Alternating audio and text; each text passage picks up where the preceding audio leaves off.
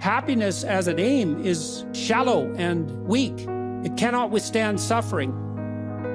Obviously, because when you're suffering, you're not happy. And if the purpose of life is to be happy, then when you're suffering, your life has no meaning. And then if you're suffering and there's no meaning in the suffering, then you're really suffering. That's really hell.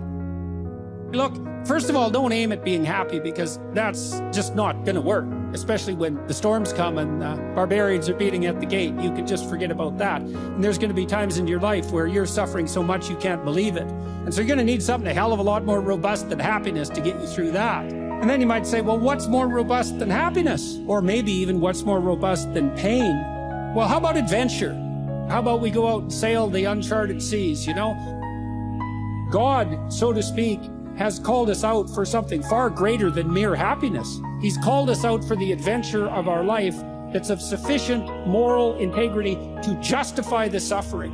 And if you tell people, if you let them know that, well, that makes them stand up and cheer, eh? Because deep in their heart, they know that's true.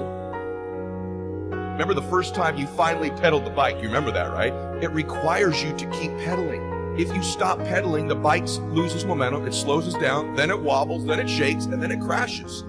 People stop pedaling in their relationships. People stop pedaling in their personal development. People stop pedaling in their business. No, you always have to pedal. You'll pedal forever. We stop pedaling, we think we got it. And then it wobbles a little, then it loses steam, and then it crashes.